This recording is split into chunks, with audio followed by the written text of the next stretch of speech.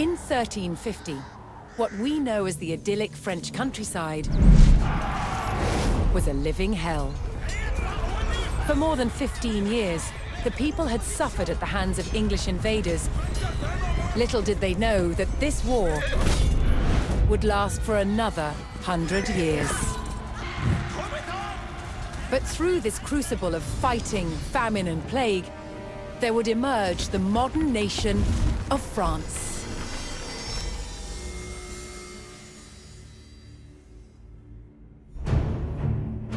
England's King Edward III looked jealously across the English Channel. Wanting France for his own, he had added the fleur-de-lis, the symbol of France, to his own royal standard. This was an all-out declaration of war.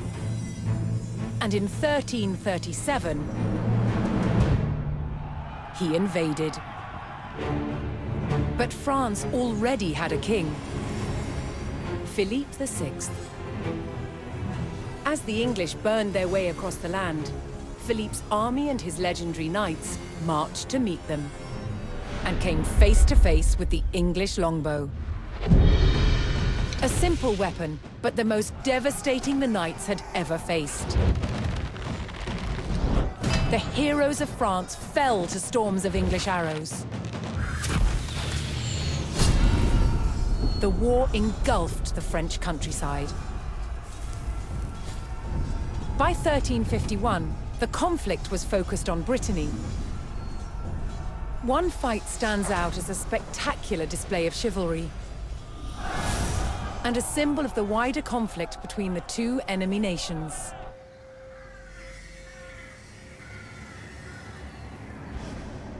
The Combat of the 30 is still commemorated here in Brittany. It was a dispute between two local families. Supported by the opposing sides in the war, the French and English commanders decided to settle it through a trial of knightly combat.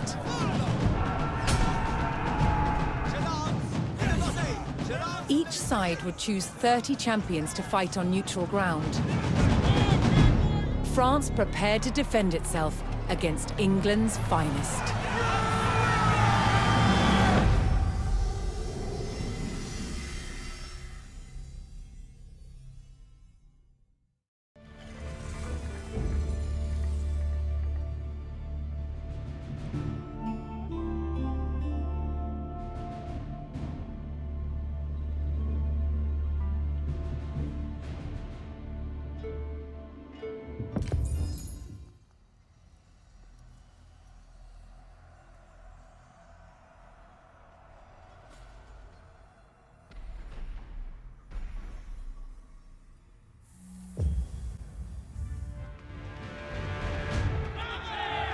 Intent on ending the suffering of the French peasantry, Sir Jean de Beaumanoir sent a challenge to the English commander.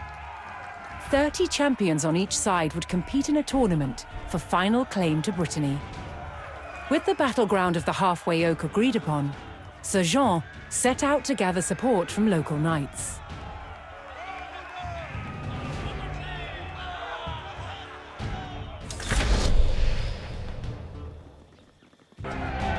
Triumphant, Sir Jean de Beaumanoir and his loyal knights claimed victory. The Combat of the 30 had decided control of Brittany in favor of the French. Little did the two sides know, this was just the beginning of a bitter war that would outlive them all.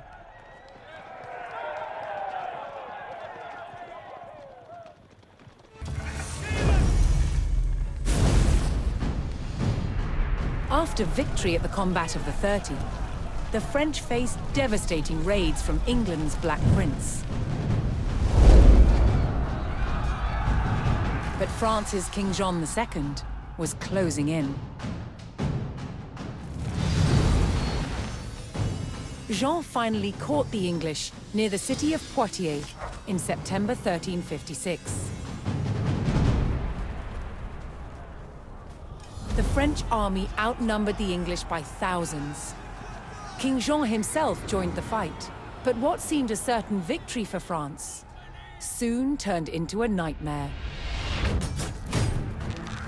The English longbow devastated the mighty French army. An endless hail of arrows gutted the main French force. Then the English captured King Jean. The fight was over. The Battle of Poitiers was another catastrophic defeat for the French. The English had destroyed most of France's nobility in a single day. Now they turned their attention towards taking the French capital, Paris.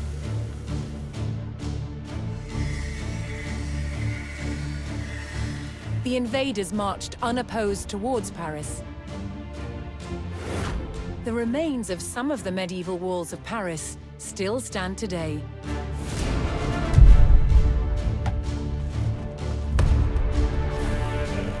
As the English army approached, the terrified locals sought shelter behind these defenses.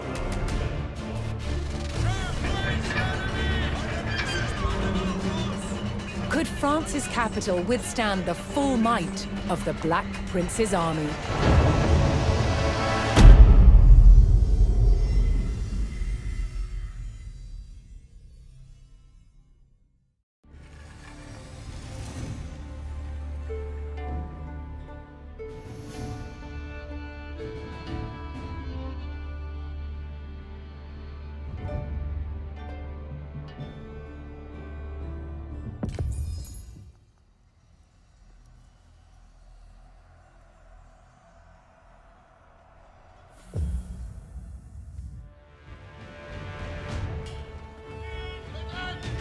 The English Black Prince had raided the French countryside without mercy.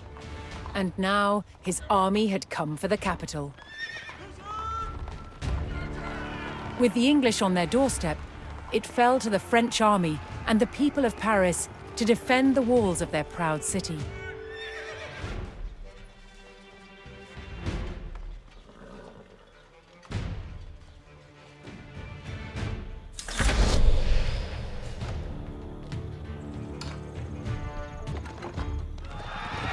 Defeated and demoralized by the strength of the French defense, the Black Prince's army abandoned their siege of the capital.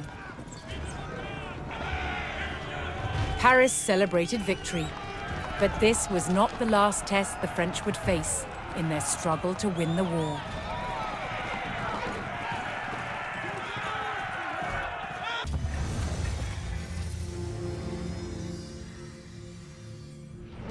The walls of Paris held out against the English onslaught. England's King Edward and the Black Prince abandoned the siege.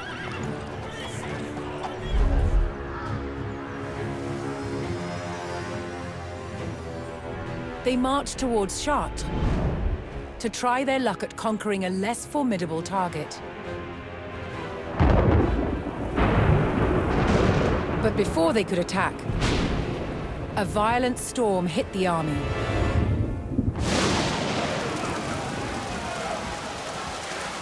Killing 1,000 English soldiers in a tempest of hail and freezing winds. To Edward, this Black Monday disaster seemed like divine retribution. A sign that it was time to stop waging war and make peace with France's King Jean. But even as peace between kings was reached, the people of France were still living in bloodshed and turmoil.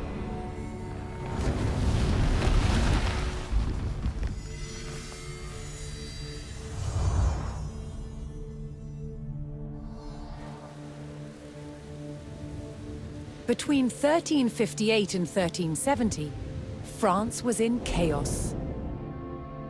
Peasant uprisings, rampaging bands of mercenaries, and civil war ravaged the country. Peasants rose in rebellion, killing their lords and wreaking havoc. Mercenary bands also roamed the land. Known as routiers, they had once been hired by the English to fight against the French. but were cut loose when peace was reached. They systematically ravaged and pillaged towns across France. And with King Jean prisoner in England, his son Charles the Dauphin faced homegrown attacks on his rule by powerful French lords, beset from all sides. The Dauphin's forces had to regain control over their own country.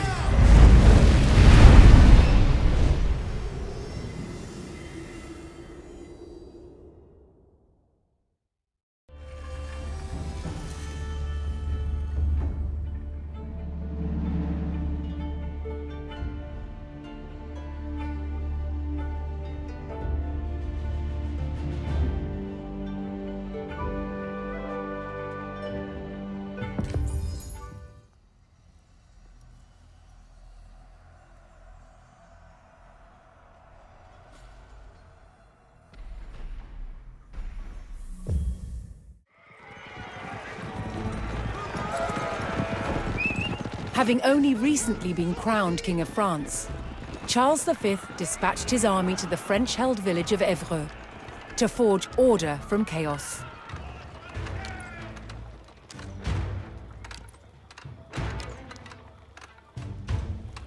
From here, the army would move to extinguish three major threats. Bands of roving mercenaries harrying the countryside, a peasant uprising, and attacks from a rival for the French crown, Charles of Navarre.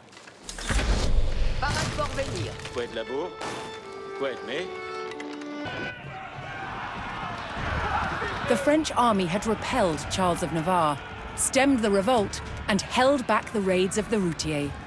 In the struggle for control over France's lands, the king still clung to power.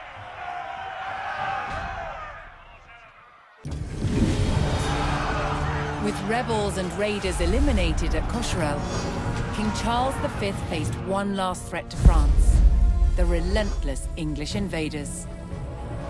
Word arrived that the English army was weak and scattered, divided by infighting. The king quickly directed his army to chase down the old enemy of France at Pontvallain.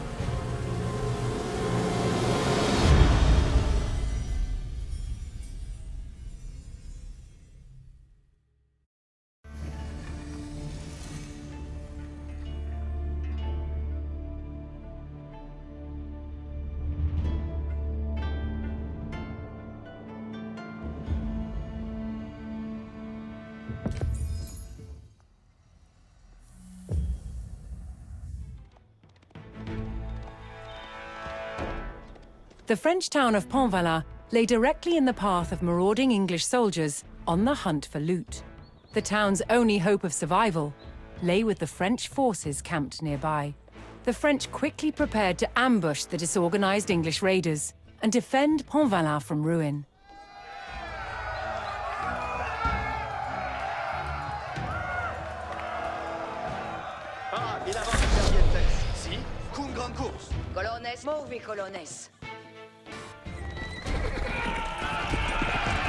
After a hard-won battle against a scattered enemy, the French succeeded in halting the English Chevauchee at Pontvallain. The English army was not invincible. The French cause was not yet lost.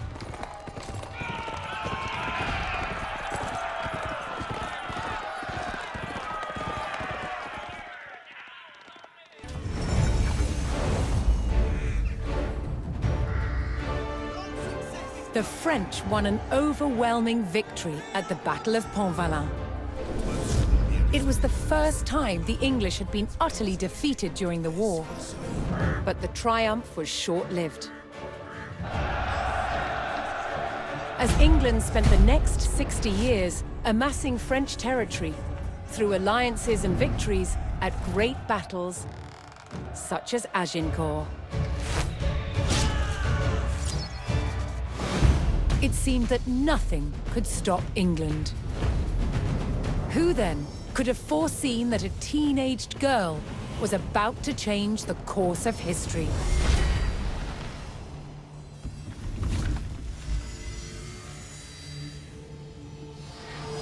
In 1429, France was in dire straits. Nowhere was it more evident than the besieged city of Orléans. The city was completely surrounded by English-held forts. But just a few days' ride away, here in Chinon, there was potential help.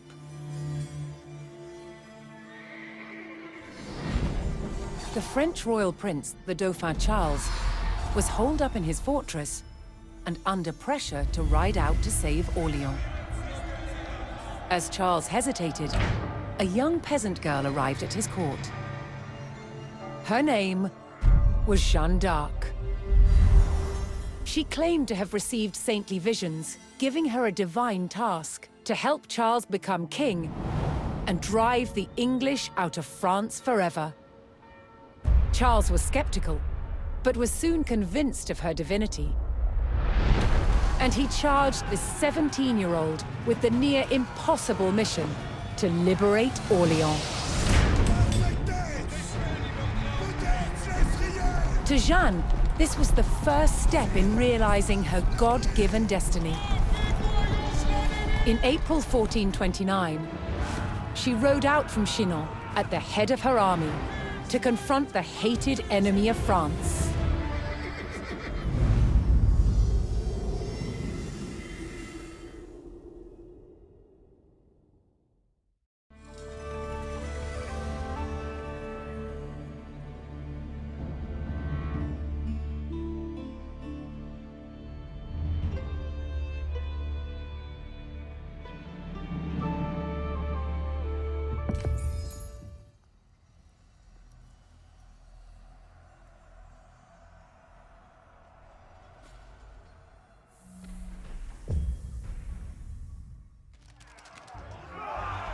Surrounded by English strongholds, and with its last line of defense under attack, the city of Orléans grew ever more desperate.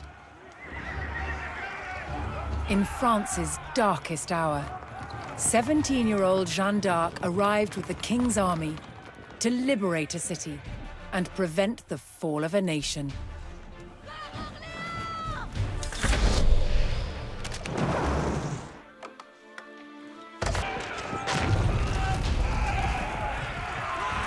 The king's army drove the hated enemy of France from Les Tourelles. With the main road to the city back in French hands, the English abandoned their long siege of Orléans. Celebrating a momentous victory at the head of the French army, Jeanne d'Arc would forever be remembered as the Maid of Orléans. Jeanne d'Arc had liberated Orléans and put the English army to flight. However, as the English retreated, they became an obstacle for Charles the Dauphin.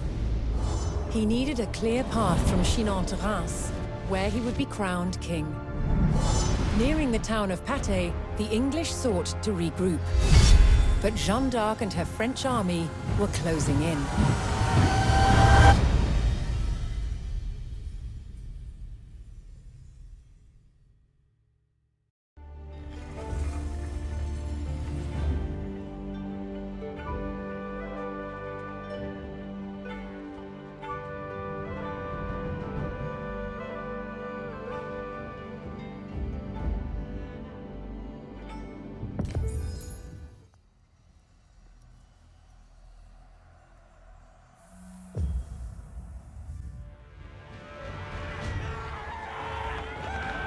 Fleeing the Loire Valley, the English were on the run. As they retreated northwards, a French vanguard was in close pursuit.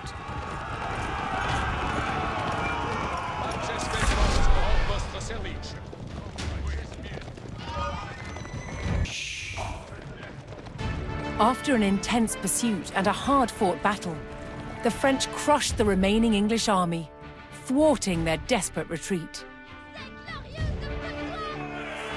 Now the triumphant Jeanne d'Arc could safely lead Charles to Reims for his coronation as King of France.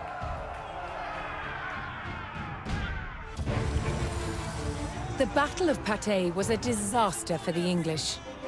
The French wiped out their bowmen and drove their forces from the Loire Valley. Now for Jeanne d'Arc and the Dauphin, the way to Reims was clear.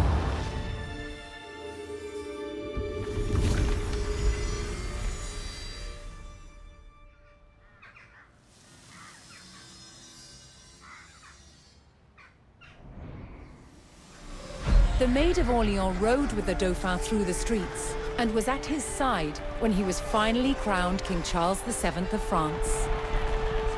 But less than 2 years later, Jeanne was captured in battle, sold to the English, and put on trial for heresy.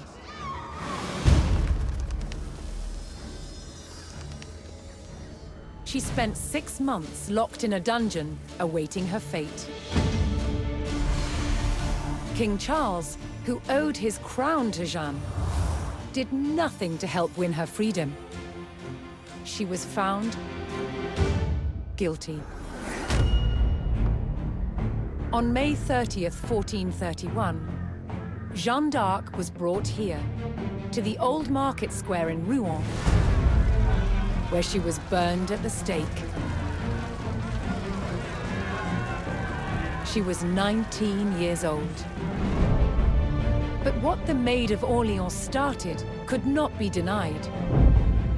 Her victories were the first in a chain of successes for France's military.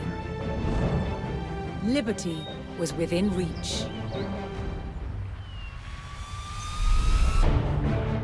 Thanks to the leadership of 2 brothers, Jean and Gaspard Bureau, the French army became experts in the use of artillery, transforming it into a disciplined, modern fighting force.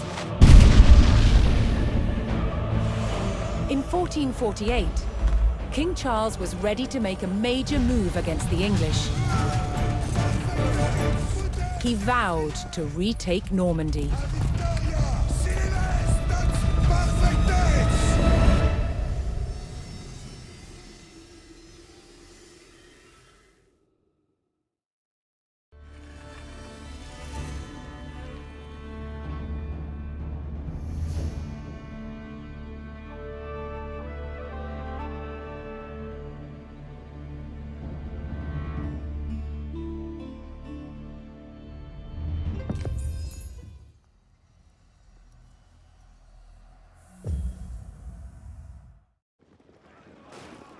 King Charles VII's army would soon have access to the most advanced artillery in Europe, thanks to the master gunners, the Bureau brothers. While the brothers developed their weapons, the king laid plans for their use. He would bring Normandy back under French control.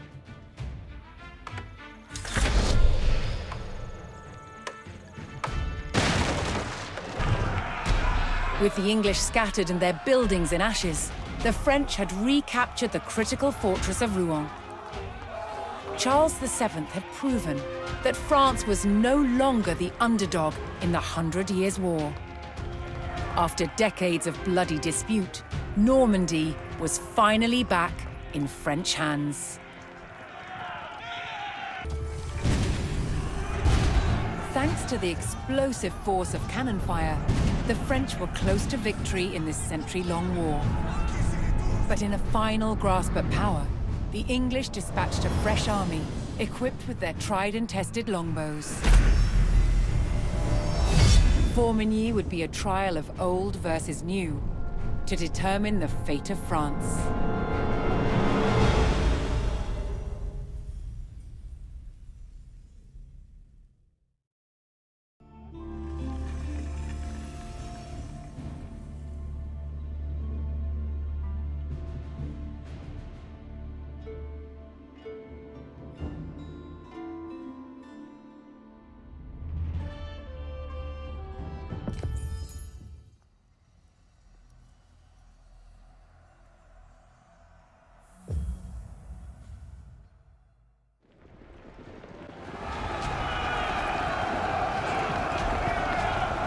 English commander Sir Thomas Kyriel sent a large expedition to crush the French in Normandy.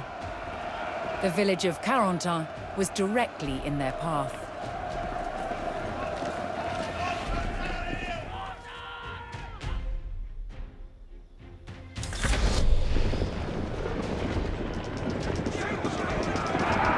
massively outnumbered, the French skirmishers near Carentan would give their lives to weaken the English.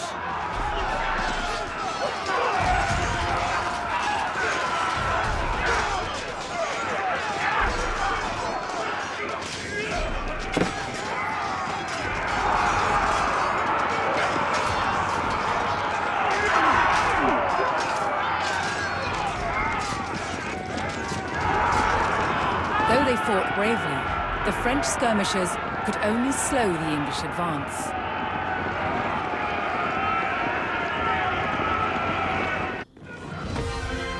The main body of the French army finally arrived in the river valley. The French now needed to locate and destroy the English army. But they would face a well-entrenched enemy with several local garrisons.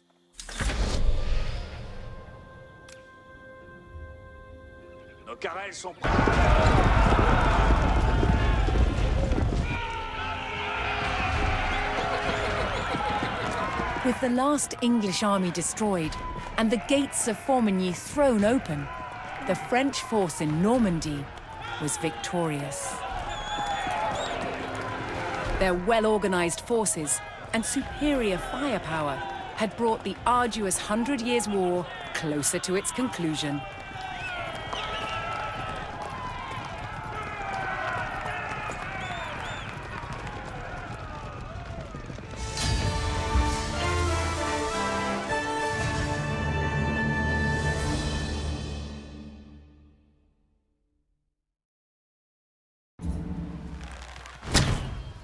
In the 100 Years' War, the English used a terror tactic, a raid through enemy territory, intended to intimidate and provoke the French into battle. It was called Chevauchee.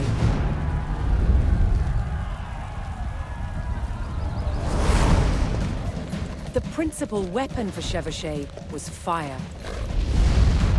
And one of the ways it was delivered was with incendiary arrows.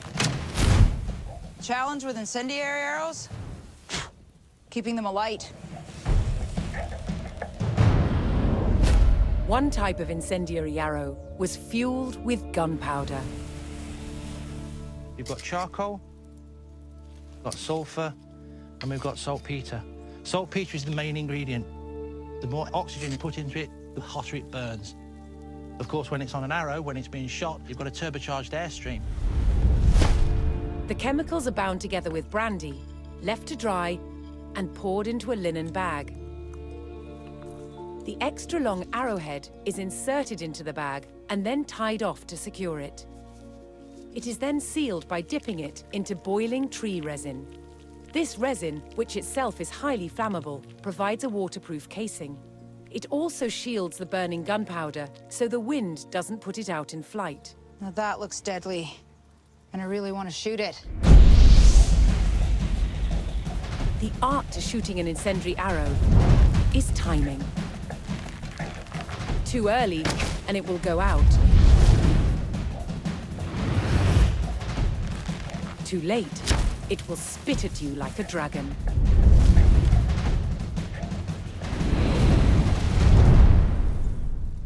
That was just evil. That was great. The word chevauchee means horse raid, and it was mobile light horsemen who spearheaded the attacks.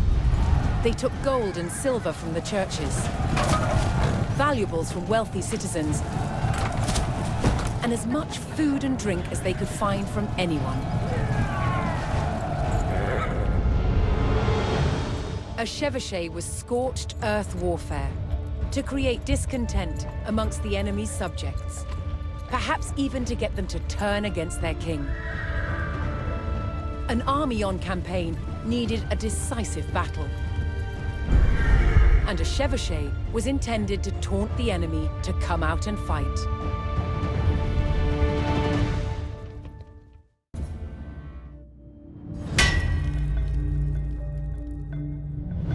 The battlefields of the 100 Years' War were full of danger. To defend against these weapons, a new type of armor was developed: plate armor.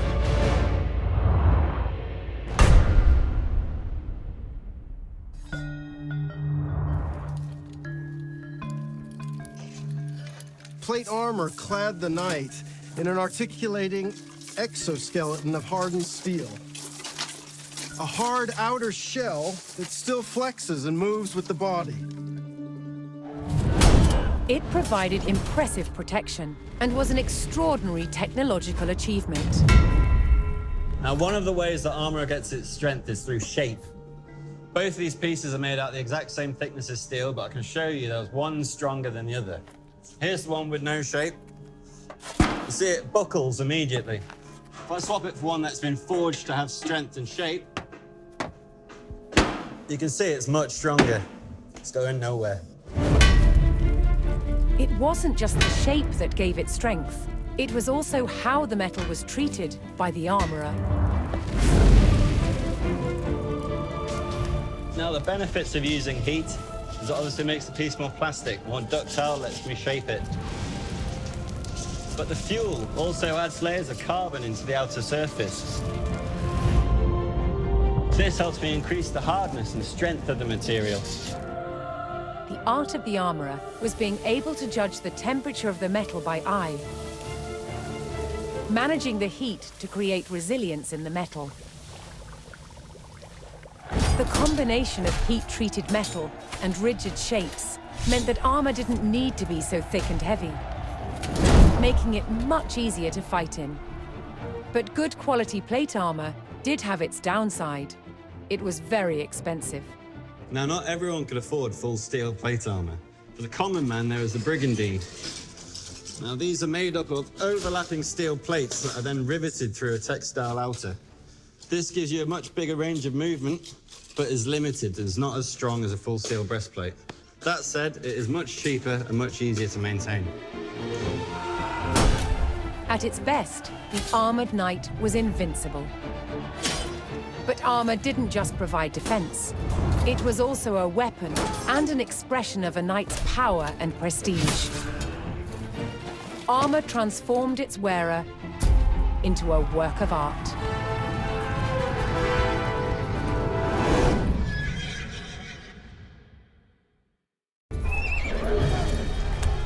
A warhorse was no ordinary horse. In battle, it was a knight's comrade in arms.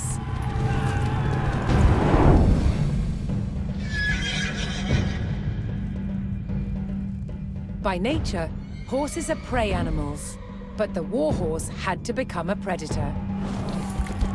They had to be aggressive and fearless, to charge enemy lines and to trample anyone in their way. To achieve this, they were specially bred and highly trained to fight, to lash out with their hooves on command. This meant warhorses were expensive and so conveyed high status. Warhorses were incredibly strong and powerful, but they were also vulnerable. This is a really big target, and it's much easier to shoot a horse than it is to hit its rider. So just as men wore armor, horses wore armor too. A knight didn't ride his warhorse on the road to battle. It was far too valuable. Instead, they were led by the knight's groom. A knight would take multiple warhorses on campaign, as he would need to change to a fresh horse several times during battle. Once geared up, the knight, his horse, and his weapons became a highly effective system. The heavy cavalry lance had a small ring called a graper, and this locks into my arm, forming a hard linkage, so that the lance can't shoot backwards on impact. The war saddle was also crucial. With its high back, it locked the rider to the horse. This means with the graper and the saddle, horse, man, and weapon are all locked together to create one giant horse-powered projectile. The main purpose of heavy cavalry was to charge straight into the enemy and smash through their lines.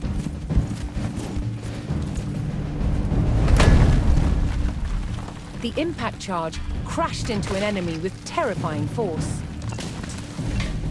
It required horses with exceptional courage and power. Longbows were powerful weapons, but keeping archers supplied with ammunition was a major undertaking. This is a modern arrow. Small and lightweight. Pretty much what everyone shoots these days. Compared to this medieval war arrow. Look at the size of this thing. It's a beast.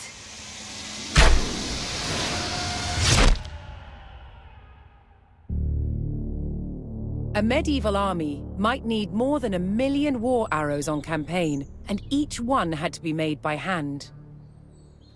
It was a labor-intensive business, and the person who did it was called a fletcher. First, a log is split into square staves. Then the fletcher uses a plane to start roughing out the shape. Ugh, how do I get it round? Not only have you got to make it round, you've got to make it bobtailed. Look at that. Bobtailed? You see that's coming down thinner down that end? There's a natural taper coming down there to that end. A plane with a curved blade is used to create the taper.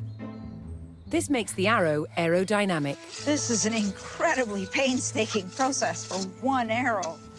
Most of them are just for one shot as well. Next, a slot is cut to receive a piece of horn. The horn reinforces the nock. That's the notch that fits the arrow to the bowstring. Without the horn insert, the power of a heavy warbow could split and shatter an arrow. Once the horn is in place, the nock is sawn and shaped.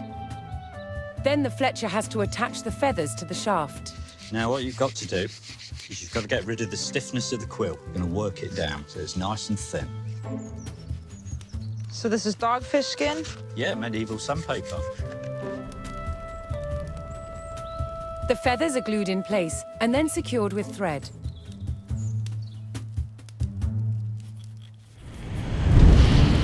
The final process is to arm the arrow with its arrowhead. The person who makes these is called an arrowsmith. From a blank piece of iron, he starts with the part that fits over the arrow shaft. First, he makes the bar flat, then uses a special former to create a socket. The final stage is to hammer out the shape of the head. Arrow stocks had to be prepared far in advance of a campaign. It was impossible to make them in sufficient numbers overnight. A medieval war arrow like this could only be shot from a big, exceptionally powerful bow. And it packed a mighty punch.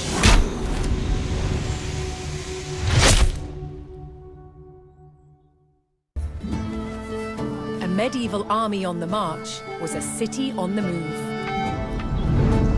No expense was spared to keep knights and nobles in the lap of luxury.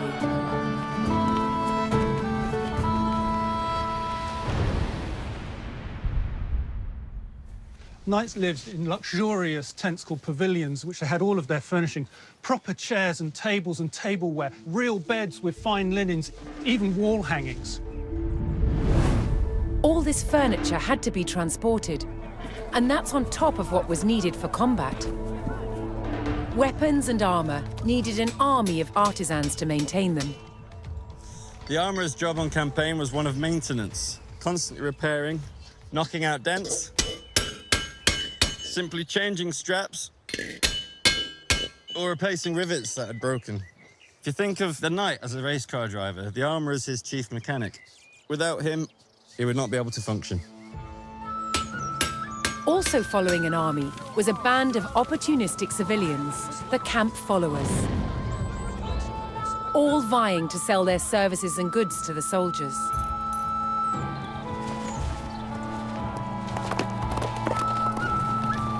When on the march, most of the thousands of soldiers were mounted. Each knight would have at least 6 horses, all needing grooms, farriers, and fodder. The royal household brought with them their clerks, their priests, essential for men who feared they might die in battle. And of course, their cooks. The common soldier subsisted mainly on bread and a thick soup called pottage. It was an altogether different story for the knights. A knight on campaign would expect the best food. So we have game, we have fine meats, we have fruit when it's in season, always cooked, because food is tied in with health as well. That's very important. And I'm just finishing off a dish here of spiced meatballs with a red wine and pine nut sauce. French and English armies could be on campaign for months on end, manoeuvring and skirmishing until they took to the field for a decisive battle.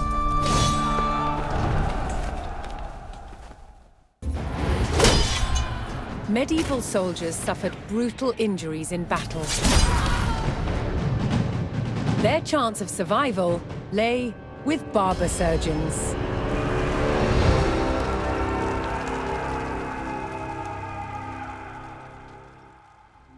From cutting hair to removing limbs on the battlefield, the job of a barber surgeon was varied, and so were their tools.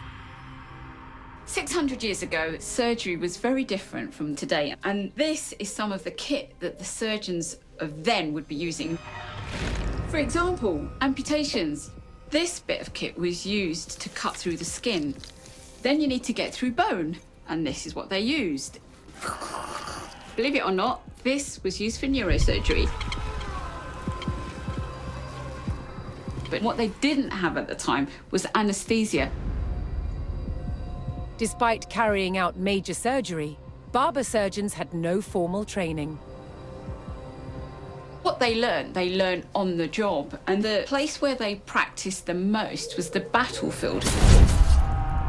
This was also a time when new surgical techniques were developed, particularly when it came to saving the life of a future king.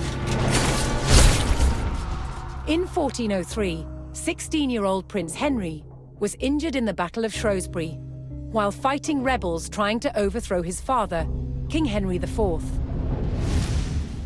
The arrow penetrated his right cheek and became lodged at the base of his skull. He was very lucky it didn't kill him instantly.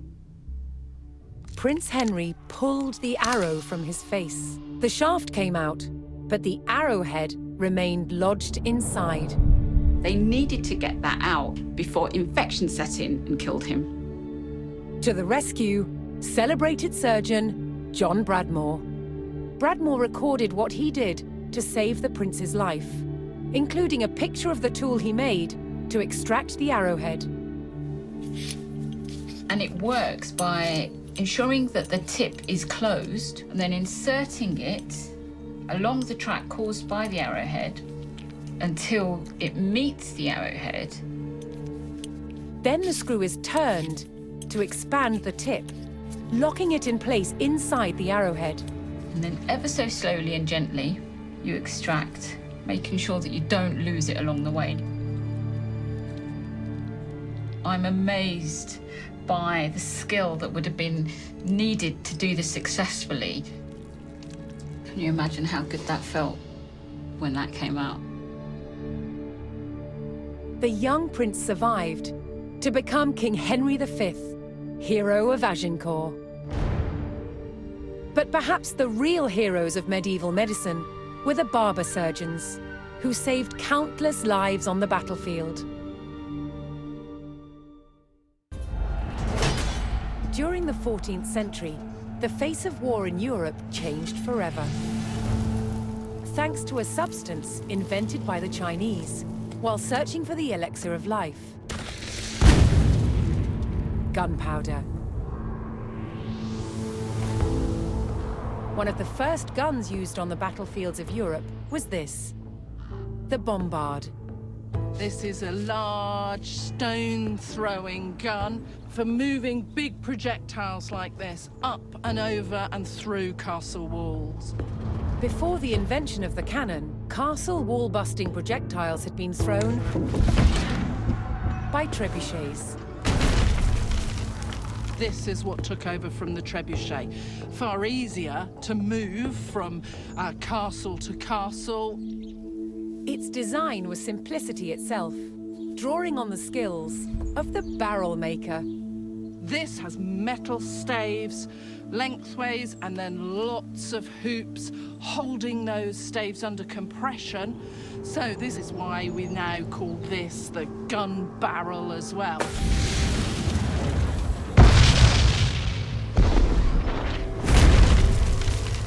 The bombard was no more powerful than a trebuchet, but it did have a psychological impact on the enemy. If we take it back several hundred years and the loudest thing is a cockerel crowing or a brawl in the pub on a Saturday night, these things are horrendously frightening. As metallurgy improved, barrels could be made longer, increasing accuracy and power. They progressed from taking down walls to taking out soldiers, replacing the bow and arrow.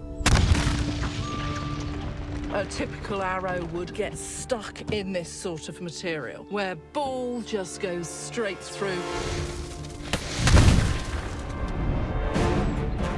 So compared to a bow and arrow, this is far more deadly. During the 100 Years' War, there was even a precursor to the machine gun, the Riboldequin. She's got several barrels on her. This is the sort of gun that would have been very much against people, being able to spread your shot out and hit large numbers of people in one go.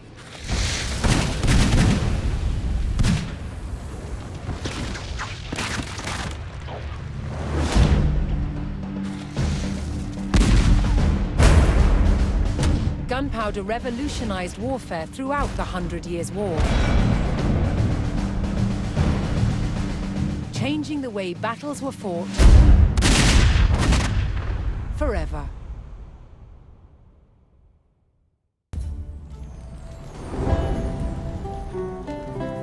Before the invention of printing in the 15th century, books were painstakingly copied by hand. The finest were illuminated with brilliant colors and real gold.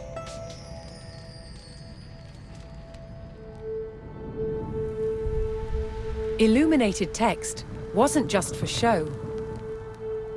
Gilded illustrations decorated important passages to highlight their significance. Gold was used in many medieval manuscripts from early days because it was very expensive and it indicated that the manuscript itself was valuable. The light would reflect from candles or from the sunlight, and so it looked as though the book itself was illuminated. In medieval manuscripts, it looks as though this is solid gold. In fact, it's not. The gold itself is tissue thin.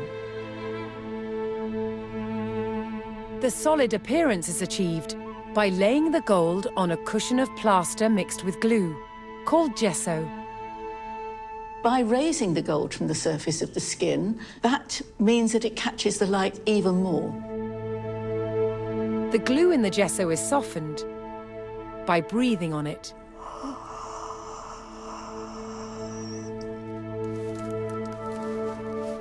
We then have 3 seconds to get the gold on, and I'm using a burnisher, which is a polished stone, just to make sure that the gold sticks. Then the burnisher is used to polish the gold up. See, it's coming up now. So it's coming nice and shiny. Next, the miniature is painted. The base colour will be done first, then the tints and the shades will be added, and finally, the white highlights and the outline, which lifts it and brings the whole thing to life.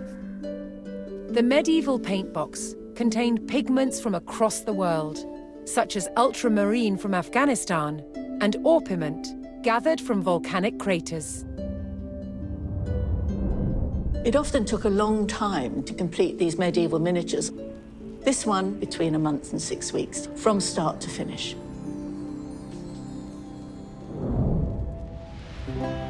An entire book could take a team of illuminators several years to complete. Many medieval manuscripts still survive today, fully preserved, with their colours just as vivid as the day they were illustrated.